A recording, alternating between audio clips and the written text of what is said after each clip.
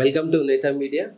So ఈరోజు మనం ఈసీఎల్లో check-in eight travels అధినేత శ్రీ సంగిశెట్టి సత్యనారాయణ నేత గారితో ఉన్నాము. సత్యనారాయణ నేత గారి వారి మాటల్లోనే తెలుసుకుందాం. ప్రస్తుతం బీజేపీ గవర్నమెంట్ వచ్చిన తర్వాత ప్రపంచ దేశాల్లో మన భారతదేశ ఖ్యాతి, అలాగే ట్రావెలింగ్ చేస్తున్న ట్రావెలర్స్ పైన ఒక నెగటివ్ ఒపీనియన్, పాజిటివ్ ఒపీనియన్ ఉండేది. ఇప్పుడు ప్రపంచ దేశాల్లో ఉన్న మన ఖ్యాతి గురించి, అలాగే ఇప్పుడు ట్రావెలింగ్కి ఏ ప్రదేశాలు అనుకూలంగా ఉంటున్నాయి, మన బీజేపీ గవర్నమెంట్ కంటే బిఫోర్ ఎలా ఉన్నది పరిస్థితులు, ప్రస్తుతం ఎలా ఉన్నాయి అనేది వారి మాటల్లోనే తెలుసుకుందాం.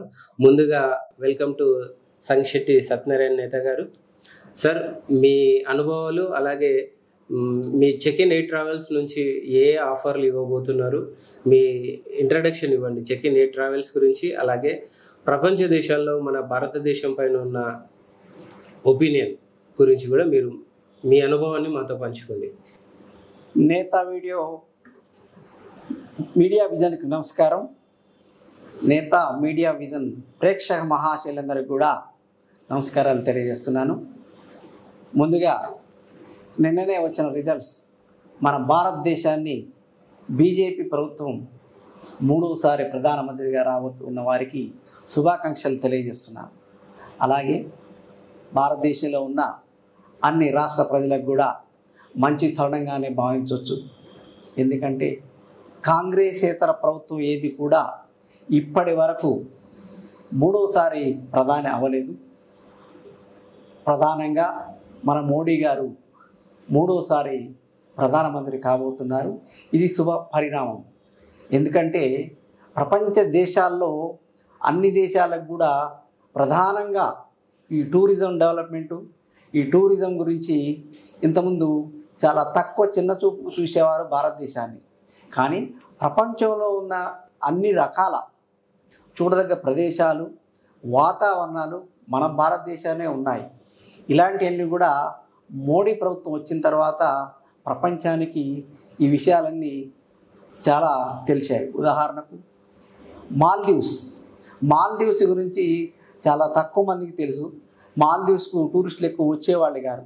మన మోడీ గారు మాల్దీవ్స్ ఇచ్చేసి స్వయంగా అక్కడ గడిపి ఆ సముద్రంలో సేదతీరి ప్రపంచానికి మొత్తానికి కూడా మన భారతదేశంలో కూడా ఇలాంటి ప్రదేశాలు ఉన్నాయి, చూడదగ్గ ప్రదేశాలని ఎంకరేజ్ చేస్తూ ప్రపంచానికి పిలుపునిచ్చారు. ఇలా ఎన్నో సుందరమైన ప్రదేశాలు మన దగ్గర ఉన్నాయి. అవి కాకుండా కాశ్మీర్ అంటే స్విట్జర్లాండ్, భారతీయ స్విట్జర్లాండ్లో ఎలాంటి వాతావరణం ఉంటుందో అలాంటి చక్కని వాతావరణం మన కాశ్మీర్లో కూడా ఉంటుంది.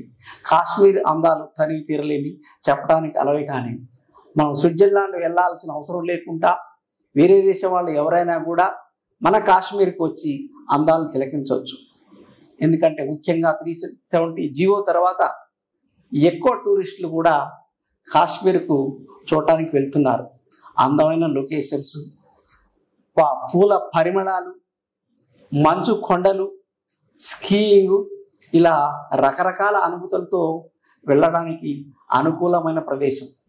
అలాగే ఎడారి ప్రాంతాలు, మనం జనరల్గా డిజర్ట్స్ అన్ని అరేబియన్ ఏరియాలో ఉంటాయి అనుకుంటాం, కానీ మన రాజస్థాన్ డిజర్ట్స్ ఉన్నాయి.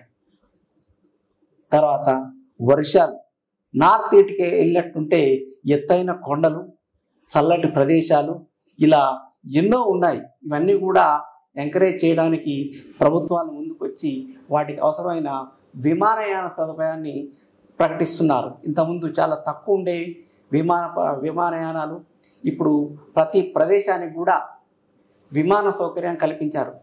దానివల్ల టూరిస్టులందరికీ కూడా వెళ్ళడానికి మంచి అవకాశం. ఇంతకుముందు ఇన్ని విమాన సౌకర్యాలు, ఇన్ని ఎయిర్పోర్ట్స్ ఉండేవి కావు. మన ప్రధానమంత్రి గారు మోడీ గారు వచ్చిన తర్వాత ఎయిర్పోర్ట్స్ చాలా పెరిగినాయి. దానివల్ల మన భారతీయ గవర్నమెంట్కు ఇన్కమ్ కూడా పెరుగుతుంది. జనరల్గా చాలా ప్రదేశాలు, ఉదాహరణకు కొన్ని దేశాలు సింగపూర్, థాయిలాండ్ ఇలాంటివన్నీ కూడా టూరిస్టుల మీదనే ఇన్కమ్ సంపాదిస్తున్నారు. మన ఇన్కమ్ కూడా వాళ్ళకి వెళ్ళిపోతుంది. అదే మన దేశంలో ఉన్న ప్రదేశాలన్నింటినీ కూడా అభివృద్ధి చేసినట్టయితే మనం కూడా టూరిస్టుల ద్వారా రాబడి వచ్చి మన దేశానికి జీడిపి కూడా పెరుగుతుంది, ఇంకా ఎక్కువ పెరిగే అవకాశం ఉంటుందని నా అభిప్రాయం. అలాగే మీరు చెక్ ఇన్ ఎయిర్ ట్రావెల్స్ అనే సంస్థని 20 సంవత్సరాల క్రితం స్థాపించి ప్రపంచంలోని ఎన్నో దేశాలు, సుమారు ఒక 50 దేశాలకు టూరిస్టులు తీసుకెళ్ళాను. ఇలా మన దేశంలో కూడా సుందరమైన ప్రదేశాలు, తీర్థయాత్రలు ఇలా చాలా ఉన్నాయి. బీచ్ యాత్రలు ఉన్నాయి. మన భారతదేశం మొత్తం కూడా 3 వైపులా అందమైన బీచ్లు చాలా ఉన్నాయి. మనకి ఇటు సౌత్లో కన్యాకుమారి నుండి మొదలుపెట్టి రైట్ సైడ్ అరేబియా సముద్రం గుండా అన్ని బీచ్లు మేమే. మధ్యలో కర్ణాటక వస్తుంది, కేరళ వస్తుంది, గోవా వస్తుంది. ఇలా అన్ని కూడా సుందరమైన బీచ్లు ఎన్నో ఉన్నాయి. వీటి కోసం మనం ఏ థాయిలాండ్ వెళ్ళాల్సిన అవసరం లేదు. అలా అయితే వీటిని కాస్త ఉండటానికి అనుకూలంగా రిసార్ట్స్, హోటళ్లకు రాయితీలు ప్రభుత్వం ఇచ్చినట్టయితే చాలామంది కూడా మనకు రావడానికి అవకాశం ఉంటుంది. ఇతర దేశాలను ఆకర్షించడానికి కూడా అవకాశం ఉంటుంది. ప్రధానంగా గోవా ఉంది. గోవా కూడా చాలా అద్భుతమైన ప్లేసు. అక్కడ అన్ని రకాలైన ఎంటర్టైన్మెంట్స్ ఉంటాయి. ఫ్యామిలీస్కి కానీ, కపుల్స్ కానీ, జనరల్గా ఇండివిజువల్ పర్సన్ కానీ ఎంజాయ్ చేయడానికి అదొక స్వర్గధామం. అక్కడ లేని విషయం అంటూ ఏముండదు. అన్నీ గోవాలో ఉంటాయి. మనం ఏమనుకుంటామంటే థాయిలాండ్లో ఉంటాయి అనుకుంటాం. ఇక్కడ గోవాలో కూడా సముద్రంలో ఉండే స్పోర్ట్స్ అద్భుతం. అన్ని రకాల విన్యాసాలు, స్పోర్ట్స్ కూడా గోవాలో లభిస్తాయి. చాలామందికి తెలియదు ఈ విషయం. గోవా కూడా చాలా అద్భుతమైన ప్రదేశం. ఇలాగే మనం సౌత్కి వెళ్ళినట్టయితే చాలా కేరళ కానీ, తమిళనాడు కానీ, ఈ మధ్య కాలంలో ప్రధానమంత్రి గారు కన్యాకుమారి వెళ్ళారు. వివేకానంద రాక్ అదొక అద్భుతమైన విశేషంగా చెప్పుకోవచ్చు.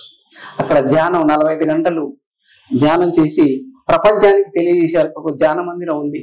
వివేకానందుని గురించి అందరికి తెలియజేశారు. అంటే ప్రధానమంత్రి గారు ఇలాంటి ప్రదేశాలను ఇంట్రడ్యూస్ చేస్తూ స్వయంగా ప్రపంచానికి మన భారతదేశ ఖ్యాతిని, సంస్కృతిని తెలియజెప్తున్నారు. ఇంతకుముందు ఏ ప్రధాని చేయనటువంటి కార్యక్రమాలు కానీ, పరిపాలన కానీ అన్ని విధాల్లో మనం గర్వపడేలా చేస్తున్నారు.